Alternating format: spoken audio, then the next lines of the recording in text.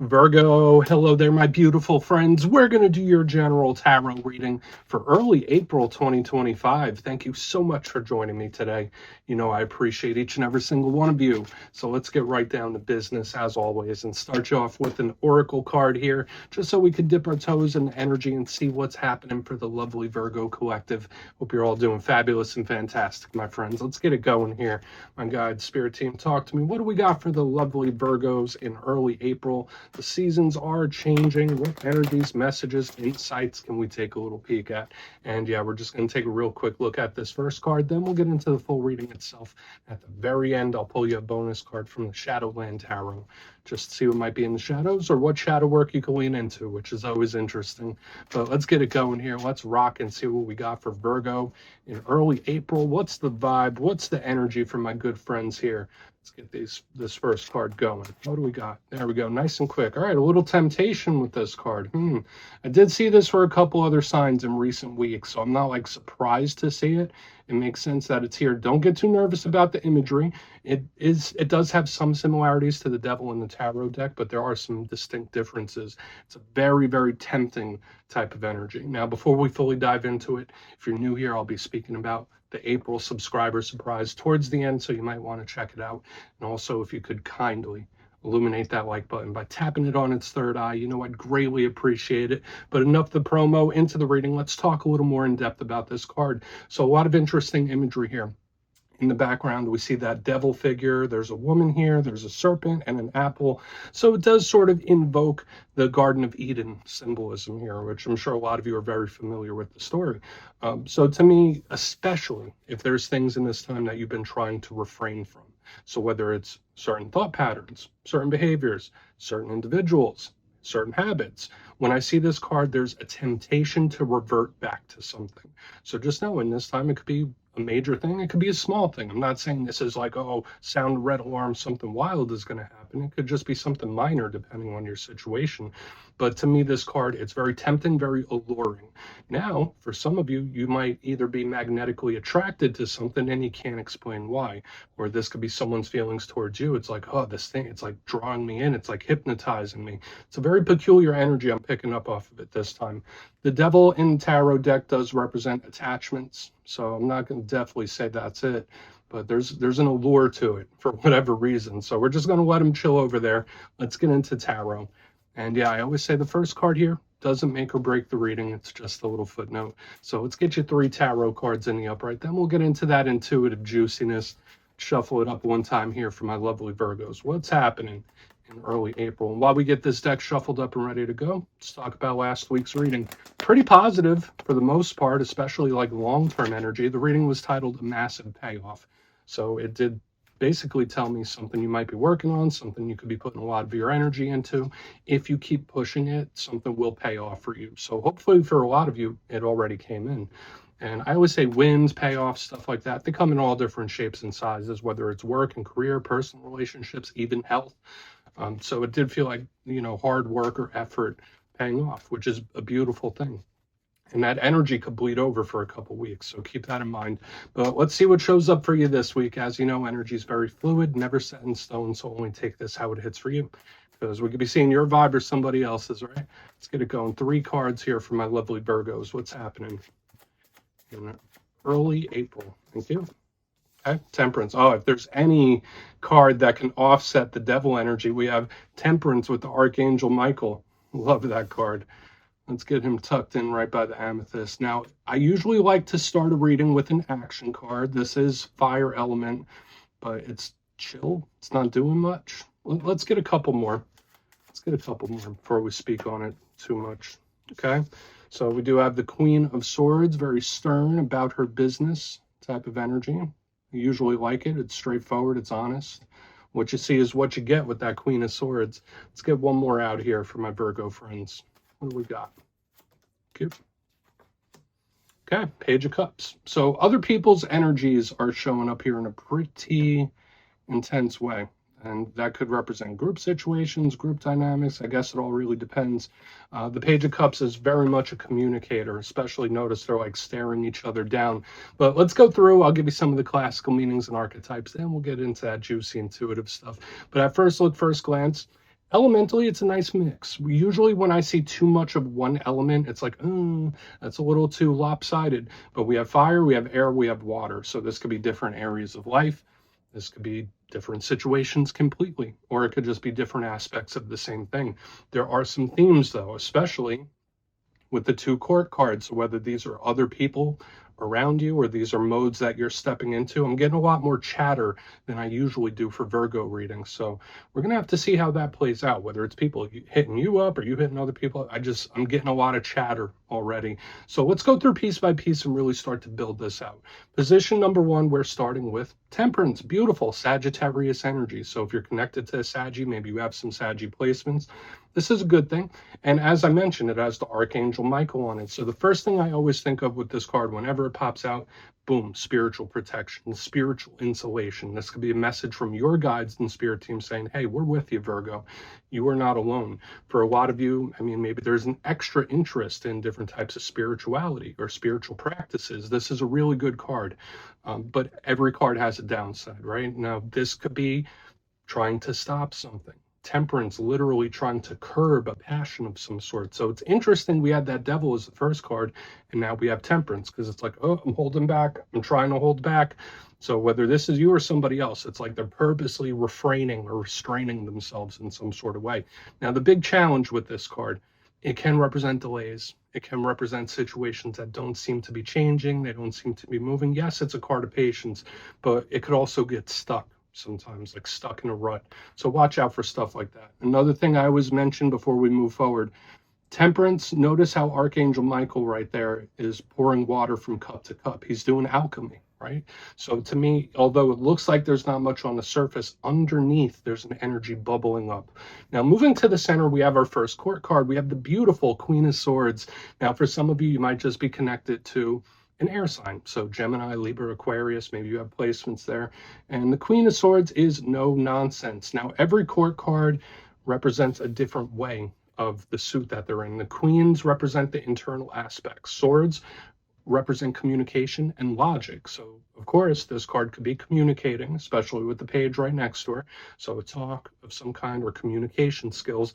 But a big thing with the Queen of Swords is that she is no nonsense, no BS, no games. It's very straightforward. What you see is what you get. She's going to tell it to you like it is. And if this isn't another person, this could be an energy you're stepping into. There could be an extra bite to your words in this time when the Queen of Swords is here. Now, there is a challenge to her. Sometimes she could be a little too harsh, right? Sometimes she could be a little too critical, a little too mean. She is a master planner and strategist. That's a good thing when this is here. So we could be seeing plans or strategy happening. But usually when I see her, there's an air of seriousness to it. So whether it's certain situations like we've seen for you in recent weeks, we just have to see what's up with her. Another thing with the Queen of Swords, she could be cutting certain things out. So it's interesting that we have Temperance right next to the Queen of Swords, and we had that temptation in the beginning because it's like, no, this doesn't work, this doesn't work. So you might be doing some spring cleaning in a few different ways. Now, on to the back end, we have a totally different vibe. We have the Page of Cups. I love pages. They're fresh energy. They're new energy. This one is water. So it's of the realm of emotion. It represents youth. Whether this is a younger individual, it could be just a water sign you're connected to, so Cancer, Pisces, Scorpio. Out of all the pages, they're all students, they're all messengers. This is the one that talks the most. And notice he was facing the queen was facing him. So I'm getting a lot of chatter that we definitely want to dig into further, a lot of talking and communicating. But generally, this page is a good thing. Now, a challenge with it. All pages, since they're fresh and youthful, they're not guaranteed. So there's a lot of potential here, but it's something where it's like, okay, well, this isn't completely guaranteed. So we want to see what's up with it. And it could also be a little shy. So notice when we stack this little Page of Cups right here next to that stern Queen of Swords, it's an energy where it could be like, oh, well, I wanted to say this, but I couldn't. Where it's like too shy to get something off its chest. So I want to dive deeper on all of it, Virgo. Let's do it. Let's jump in and clarify. Get a good shuffle here from my Virgo friends. What's happening? And yes, this is where I go intuitive with the message, which means I just tell you how it feels to me. So feel free to do further research or rely on your base knowledge of tarot, because as you know, every single reading is about the reader's interpretation, and I'm just giving you mine. Let's go in on Temperance.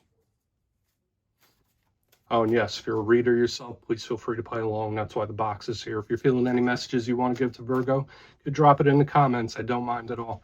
Okay, temperance time. Why is temperance here? Please. Quick, super quick. This is good. All right, so there could be a best case scenario from not doing much, which might sound very, very odd to you because I know a lot of Virgos, they're a mutable sign, very go with the flow with certain things, but you guys like to take action. I know a lot of Virgos in my personal life. I know if you identify something, you want to make a move. If you see a problem, you want to fix it. If you see something that, whatever it is, whether it's good, bad, or in between, Virgos to me are more action oriented than other mutable signs. And when I see the Empress, that's an energy of a win, a victory, something beautiful coming in. But underneath temperance, it's like, all right, well, the best course of action might be nothing, which is so bizarre. And listen, I'm an Aries, right? My sun sign is Aries. And saying and giving a message like that is completely opposite to what I personally believe with things, because I'm all about making moves. But temperance with the Empress, it's like you might get your best result by holding off or holding back or taking your time. There's a time and a place to make moves. There's a time and a place to take action. And right now, in the current time or in the recent past, it might be time to just chill, to just let it be. Sometimes you just need to give something a little bit of time, a little bit of space, a little bit of breathing room. Now, the Empress to me, it could link to Libra, could link to Taurus. She is filled with blessings and abundance. Notice she has a pregnant belly, she has pomegranates. So this can represent motherhood and fertility and all that kind of stuff. But a big thing with her is her potential and her blessings. So this is always a win. It's always a victory in a very big way, especially in the upright. But when I see it under temperance, it's either saying, all right, well, it's already coming at you, Virgo, or if you want the best result, give it a little time, give it a little room. I don't know why that's coming through the way it is, but we're just going to take it at face value. Let's keep moving forward, because now we're going to get to whatever this chit chat might be, hopefully. But let's see why the Queen of Swords is here. Let's see what she has to say. Very intriguing the way that energy flows. So yeah, maybe you just need to give something a little bit of time.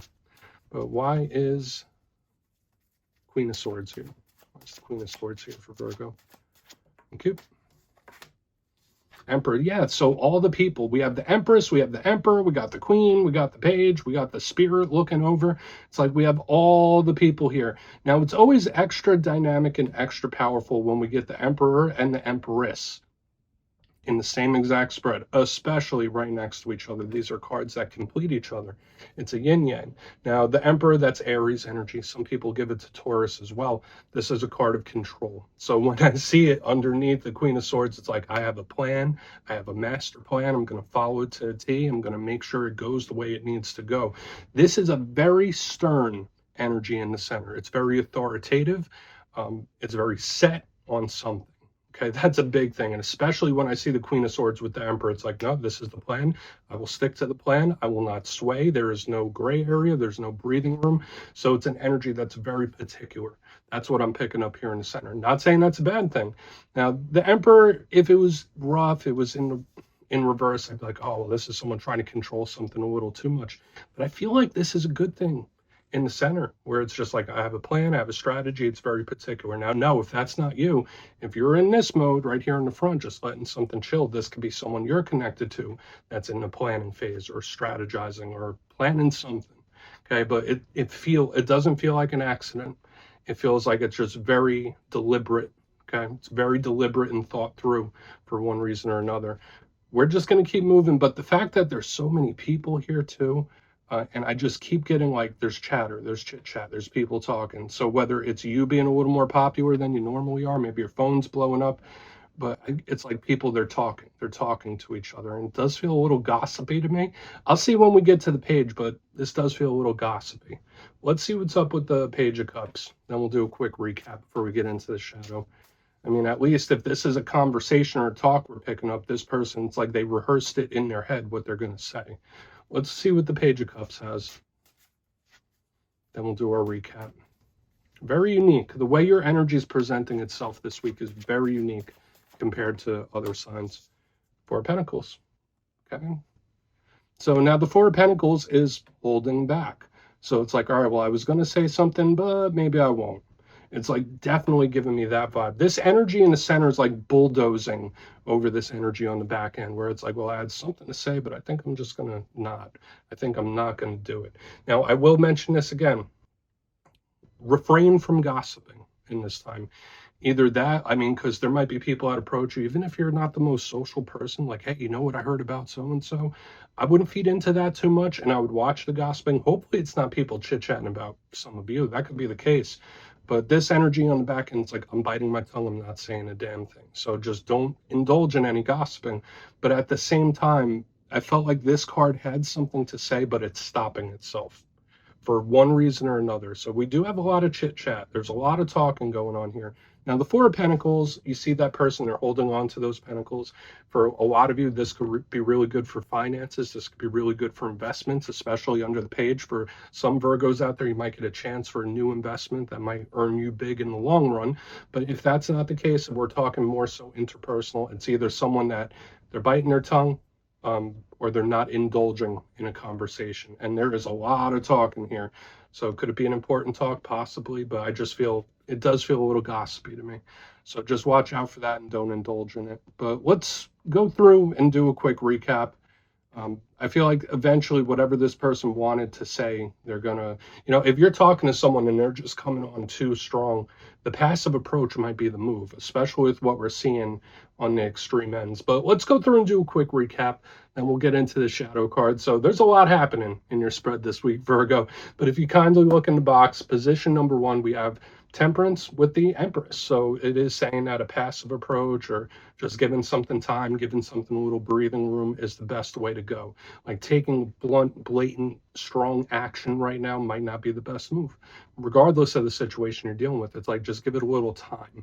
Moving to the center, we have the Queen of Swords with the Empress. I already told you all the court cards, the Empress, the Emperor. There's a lot of people, they're talking. This could be someone that's like very much particular and in strategizing or plan mode. It's like, no, it has to be this way, and this way. It's like set in stone. No gray area. It's like bullet points. That's the vibe I'm picking up here. Either that, or this is someone that's coming on very strong with the talking, with the conversation, especially with the fire-air combo here in the center. And it does feel a little gossipy, especially when we go to the back end. We have the Page of Cups with the Four of Pentacles, someone biting their tongue. So whether this person wanted to say something and they decided not to, or they're not feeding into this gossipy energy I'm talking about, or feeling and picking up. It's just very peculiar. So do what you will with that. Remember, I feel like the passive approach to things might be the best for this time. But yeah, please take a screenshot if you want to look into it further. Let's see what's in the shadows. Okay, let's get a good shuffle here for my Virgos. What's happening in the shadows, please? What is going on? And yes, I always like to pull one of these at the very end just to see whether it's something within you or something you don't quite see. Shadow cards don't always have to be a challenge. They could be a good thing. So let's get you one. Oh, and yes, if you made it to this point in the reading, please feel free to check out channel memberships. I'll put a link for it in the comments below. It's a beautiful way to support the channel. I have much love for all my channel members. Okay, let's get this card out. What do we got here? Thank you. Okay, Three of Wands, huge card for manifesting, and I really do like this, and it fits the overall theme of especially the extreme ends, because when we see the Three of Wands, it's usually a person in a holding pattern, in a waiting mode. And remember, I've been saying, for some reason, the passive approach, or just holding off for the time being, might just be the best route to get the best optimal outcome here. So I really do like it.